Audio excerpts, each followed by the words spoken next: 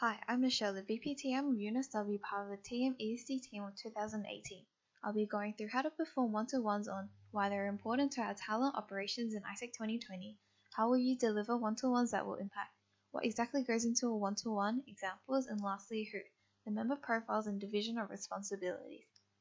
As part of performance management, where do one-to-ones fit in all this? They should be part of continuous feedback where they should happen around the middle of the month. This is a guideline on what needs to happen in the first month, where you can see that one-to-one should be after the goal setting and individual action plan, and should happen continuously throughout the term.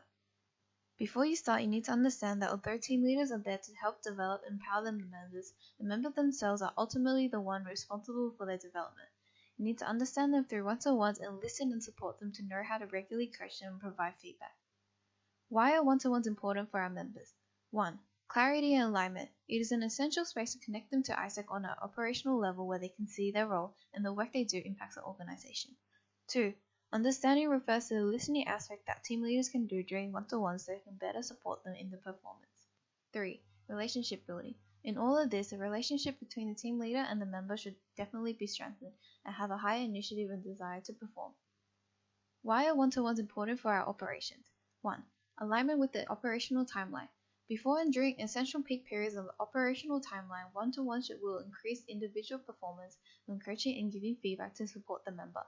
2. Alignment with personal goals. The space where one-to-ones can improve performance where the team leader can connect the members' goals to the individual engagement and what they want to personally develop.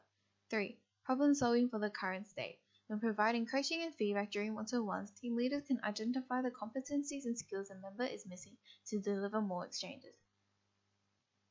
Why are one-to-ones important for ISAC 2020?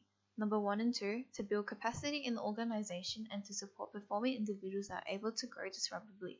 Obviously refers to the statement of growing disruptively. Number 3, to empower members by assessing their individual needs and their contribution, refers to the first statement of ISAC 2020 of shaping what we do around what the world needs. With all that, how exactly do you implement one-to-one? 1. Team leaders need to make sure before they enter any one-to-one with their members that they have made all the necessary preparation so they can better coach and support them. 2. Expectation setting is important for both the team leader and the members so they can both have more clarity and understanding of what is expected of them and that they're responsible for the outcome of the one-to-one. 3. This is when the delivery of the one-to-one actually takes place, and I'll be going through what exactly needs to happen later in slide 14. How do one-to-ones impact? Being one of the global learning environments, it is one of the ways that ISAC members can develop. Preparation. To prepare for your one-to-one, you need to, step 1, get to know them. The team leader needs to learn more about the members so they can better coach and give better feedback. Click on the link to the team profile to fill in the color, personality, MBTI, and LDA. Step 2, listen. Team leaders need to make sure that they do not dominate their space, which leads to step 3, support. There will be life difficulties which inhibit members from developing. Support them, but make sure it is important that they know that the purpose is to develop their leadership, not for the one-to-one to be a therapy session. Expectation setting. Team leaders need to make sure that the date and time for one-to-ones are scheduled preferably. Let's say always on the 15th or every month or on the second Monday. Behaviors of both parties are also need to be set to make sure that they're both committed to the one-to-one. And lastly, team leaders need to make sure that the personal development plan has been completed earlier in the month. Below are some do's and don'ts when approaching your one-to-ones. What exactly needs to go into a one-to-one? What does it look like? In your one-to-ones, you are tracking your members' performance and goals listed in the personal development plan, so you can coach and give better feedback for better performance. Performance and goal tracking. Before you check in with the members' achievement of their personal development plan, that you have read the guide and used the tool from Chua properly. Links to them are on the slide. Understand the difference between the coaching and feedback.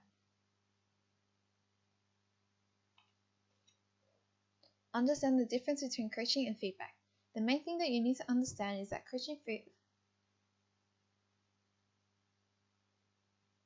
Understand the difference between coaching and feedback. The main thing that you need to understand is that coaching focuses on possibilities and feedback focuses on adjustment. Individual coaching. The main premise is that coaching is a form of support given to members to facilitate their learning in topics they find hard or don't understand yet. Team leaders need to approach their coaching using the GROW technique. G. Goal. What are members trying to achieve in the future? R. Realities. What is the current reality? O. Options. Individual coaching. Individual coaching. The main premise is that coaching is a form of support given to members to facilitate their learning on topics they find hard or don't understand yet. Team leaders need to approach their coaching as the GROW technique. G. Goal. What are members trying to achieve in the future? R. Realities. What is their current reality? O. Options. What are the options based off the current reality? W. Way forward. What action steps can you set for them to achieve their goals? When asking questions during coaching, the team leader needs to make sure that the questions they ask actually result in an answer that provides value. Don't ask questions for the sake of it, but rather what questions should you ask to get the information that you need. Below are some sample questions and how you can make use of them. When giving feedback, follow the SBI model. Situation, behavior, impact. 1. Defining the situation you are referring in the feedback to provide context for the member. 2. Addressing specific observed behavior. When giving feedback, follow the SBI. When giving feedback, follow the SBI acronym. Situation, behavior, impact. 1. Defining the situation you are referring to in your feedback to provide. When giving feedback, follow the SBI model. Situation. When giving feedback, follow the SBI acronym. Situation, behavior, impact. 1. Defining the situation you are referring to in your feedback to provide context for the member. 2. Addressing specific observed behaviors you want to give feedback on. 3. Using I statements to demonstrate the impact of the member's actions on you or others. Also, something to consider is your intention and the role you play when giving feedback. Below are some additional questions for team leaders to ask their members during one-to-ones. Make sure that you actually utilize the answers that members provide. Member profile. Who will benefit the most from one-to-ones? These are the members that 1. Don't know what they want but they want to do something. 2. Know what they want but don't know how to do. 3. Know what they want but they need empowerment. Who will benefit the least from one-to-ones? These are the members that 1. Know what they want, how to, and take steps to achieving their goals already. 2. Think they know everything. 3. Don't want to change, don't open themselves to listen to others.